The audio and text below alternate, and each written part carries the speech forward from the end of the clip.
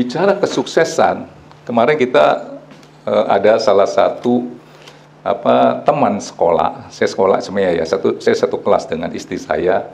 Nah, ada yang meninggal. Nah, kita datang biasanya jadi apa? Reunian ya. Itu di tahun 76, mungkin belum pada lahir kali, saudara bisa bayangkan. Jadi ketemunya udah pada tua-tua nih ya, udah 60 ke atas semua. Nah, saya lihat nih, ada orang yang dulunya tuh juara kelas terus, ranking terus, rajin belajar. Hidupnya yang sekarang ini biasa-biasa aja. Ada yang suka ngebolos melulu. Ulangan dapatnya, kalau matematika, saya paling lemah di matematika. Kalau bisa dapat 2 aja udah puji Tuhan, haleluya. Bener, saya nggak tahu kalau ketemu mata udah nggak bisa mikir gitu. Saya lihat nih, orang yang pinter di sekolah jadi ketua kelas, ya, terus rajin lah. Kok hidupnya begini-gini aja? Ada orang yang suka ngebolos, sekolahnya biasa-biasa aja, jauh lebih sukses. Nah, kenapa? Saudara mau tahu kan? Ini saya udah sampaikan. Nah, saya mau ulangi lagi ya. Kenapa? Nah, menurut dunia, ini dunia dulu deh. 3 faktor penentu kesuksesan dalam arti materi ya, menurut dunia. 1, kalau kesuksesan itu 100%, itu dibagi 3. Saya udah pernah nyampaikan di sini. 50% ditentukan oleh mindset. Cara berpikir, ya. Mindset itu ditentukan oleh apa yang ada di dalam hati. Jadi kesuksesan ditentukan dengan apa? Kebesaran hati kita. Nggak gampang menyerah, ya. Saudara tangkap ini nih. Hatinya nggak seperti segelas aqua ini. Kalau hatimu sebesar ini, saya kasih 1 tetes empedu, perkataan yang negatif sedikit aja, saudara langsung nggak ada semangat. Tapi kalau hatimu luas seperti sungai, saya kasih 1 ember empedu, itu sungai mah tetap bisa bermanfaat. Saudara tangkap, saudara memperbesar adalah hatimu. Saudara tangkap ini ya. Mindset itu akan menciptakan filosofi hidup. Apa? Filosofi hidup itu prinsip hidup. Nah, filosofi hidup itu ditentukan oleh tujuan hidup. Saudara jujur lahir ke dunia ini, tujuan hidupnya untuk apa? Untuk apa? Ya, untuk kerja, Om. Waduh, rugi dong. Ada tujuan dong. Ya, kita jawab aja lah. Kalau saya jawab, nggak seru. Saya mau tahu dulu pendapat saudara. Bangun pagi, kerja, mau apa coba? Cari Tuhan. Hah? Cari Tuhan. Biasanya cari Tuhannya nanti belakangan, nanti ada ceritanya. Jujur, anak-anak yang masih muda, Kyong, kamu pagi-pagi, kalau dulu kerja tinggal di sini itu harus berangkat. Apa sih yang dicari, Kyong?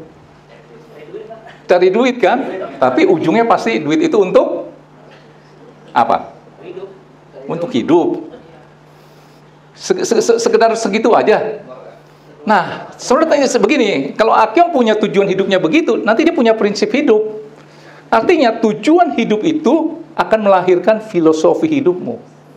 Kyong, yang gampang, kita hidup ini mau bahagia. Setuju nggak?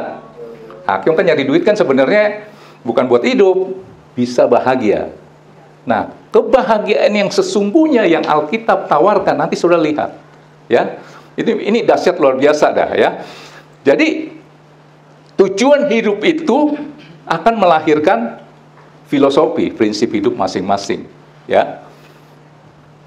Nah, filosofi hidup, prinsip hidup itu menentukan kualitas hidup orang itu. Dan filosofi hidup itu akan menciptakan motivasi. Dan ternyata motivasi itu adalah bahan bakar untuk saudara dalam menjalankan kehidupan. Orang kalau melakukan sesuatu, entah kerja, sekolah, melakukan ini dan itu, nggak ada motivasi. Saya nggak percaya dia bisa semangat. Dia bisa semangat tuh karena ada motivasi. Betul nggak sih? Coba saudara selidiki deh. Bangun pagi-pagi, kerja. Itu kalau nggak ada motivasi, pasti kerjanya ngomel-ngomel. Udah ketemu jalanannya macet. Pulang juga begitu. Nggak ada motivasi nih. Pasti saya yakin 90% hidupnya penuh dengan persengutan, keluh kesah. Tangkap ini, nggak ada motivasi, ya. Jadi manusia perlu motivasi karena motivasi adalah bahan bakar atau penyemangat untuk menjalankan kehidupan. Saya ambil contoh begini. Satu hari saya lagi ngobrol-ngobrol sama Lucky. Setelah ngobrol sesuatu, saya menangkap sesuatu filosofi hidup Lucky, prinsip hidup Lucky, saya nggak perlu cerita. Loh, kok Lucky begitu prinsip hidupnya? Saya ngomong sama Lucky, Ki, yang membuat papa itu takut dan khawatir adalah begini, dia kan melakukan bisnis. Bukan adalah ketika dia kasih laporan ke saya, Pak, saingan kita si A, si B melakukan ini dan itu, banting-banting harga. Terus saya jadi ketar-ketir. Waduh, kita udah capek-capek, bikin begini begitu. Kita pikir bisa dapat harga yang bagus segini. Tetangga sebelah banting harga. Akhirnya tadinya makan daging, kalau istilah saya jadi makan tulang nih. Itu tidak membuat saya khawatir, saya bilang sama Lucky. Tetapi filosofi hidup Lucky, prinsip hidup Lucky itu yang membuat papa jadi takut dan khawatir. Karena ketika seseorang punya prinsip hidup, saya bisa tahu ujungnya apa. Aku yang punya prinsip hidup, saya tuh kalau hidup tuh, misalnya ya maaf ya, pernah ditawarkan ini itu ya curang-curang. Dia prinsipnya apa? Jujur misalnya. Karena ya nggak tahu lah, aku yang punya prinsip hidup seperti apa. Ada yang seperti itu ya. Saya tidak mau melakukan sesuatu yang orang lain nanti bisa lakukan kepada saya. Ada tuh yang punya prinsip itu, hidup seperti itu. Ada teman saya berkata, kalau saya melakukan yang baik, ini prinsip hidup dia, saya akan ketemu orang-orang yang baik. Nah, itu prinsip hidup. Betul nggak? Ya. Nah, ini. Jadi saya ngomong sama Lucky, yang membuat saya takut adalah prinsip hidup Lucky. Karena saya tahu ujungnya seperti apa. Contoh prinsip hidup, ya. Saya ini adalah bankir bank. Nah, ini prinsip hidup seseorang ya. Ada seseorang yang berkata gitu. Apa maksudnya bankir bank? Tempat Tuhan nabung ke saya dan saya harus keluarkan ketika Tuhan butuh. Itu prinsip hidup dia. Artinya setiap dia dapat berkat, dapat proyek 5 juta, ini mah titipan Tuhan, Tuhan nabung ke saya. Kalau satu hari Tuhan butuh, artinya apa? Ada seseorang yang membutuhkan. Kalau saudara butuh duit kemana? Ke ATM kan? Lah kan kita bankirnya Tuhan. Tuhan ketok hati. Itu namanya dia pencet pinnya. Keluar tuh ayat. Apa. Saudara nggak mau keluarin, berarti saudara bukan bankirnya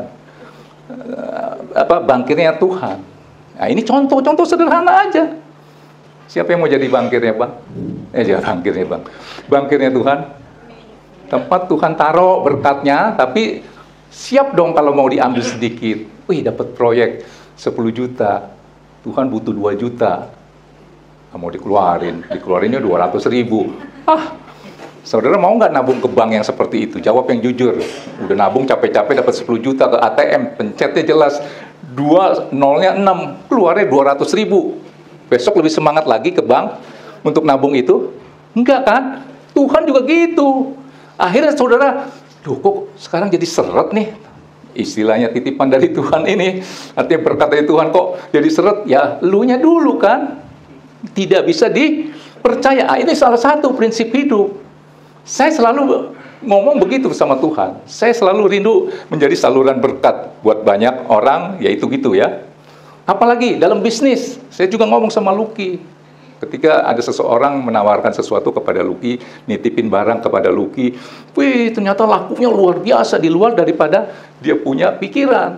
Dalam hati dia ngomong doang sih, Pak ini kalau aku langsungin nih, itu untungnya bisa 2 kali lipat. Saya langsung ngomong sama dia apa, Lucky tahu nggak, ini bisa rame karena rezeki si ini.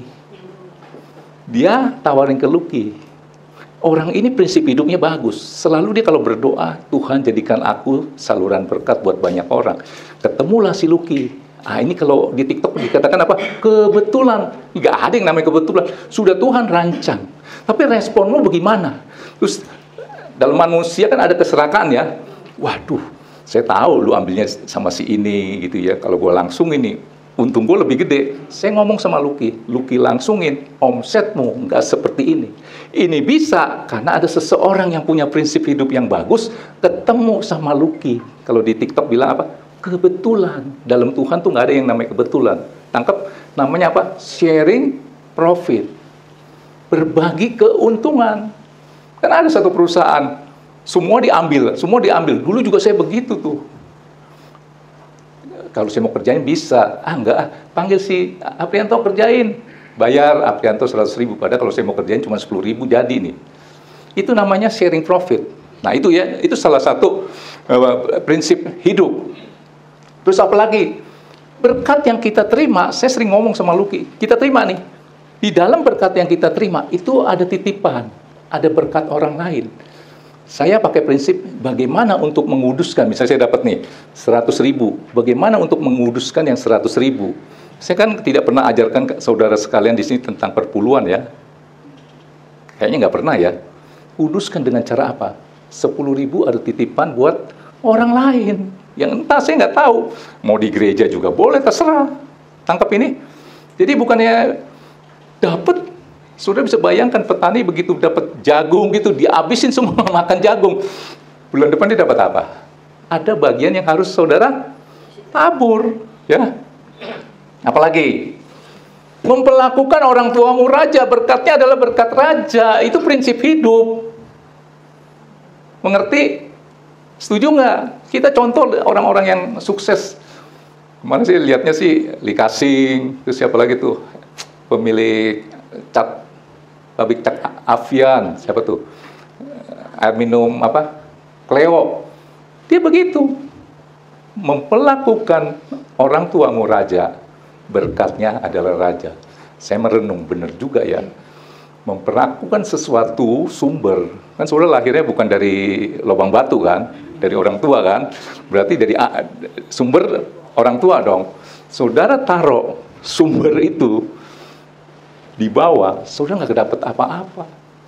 Tangkap ya, makanya kalau yang masih punya orang tua, bersyukurlah saudara. Saudara punya saluran berkat ya. Oke. Terus apa lagi? Ini prinsip hidup aja kita bahas ya. Tentang tabur tuai. Kalau yang namanya tabur tuai, nggak ada yang yang namanya saudara kasih 1, dapatnya 1. Nggak ada tuh yang baliknya begitu. Nanam jagung 1, dia muncul 1 gitu. Bisa nggak? Mau pakai ilmu apa juga kagak bisa, saudara. Nah, artinya kalau saudara tahu hidup ini adalah tabur tuai, apapun yang kau lakukan selalu akan berbalik kepada saudara beribu-ribu, bahkan berjuta-juta. Entah itu yang baik, entah itu yang buruk. Jadi kalau saudara melakukan sesuatu yang baik, maka kebaikan itu akan datangnya rombongan. Itu prinsip hidup. Makanya saudara akan selalu melakukan hal-hal yang baik. Kalau saya melakukan hal yang jahat, yang buruk, yang jahat, yang buruk itu, nabur 1 nih, kejahatan atau keburukan, dia akan kembali ke saya, keburukan atau kejahatan itu rombongan. Setelah saudara tahu seperti itu, apa yang akan saudara lakukan? Pasti saudara akan melakukan hal-hal yang baik. Tangkap ini, ya.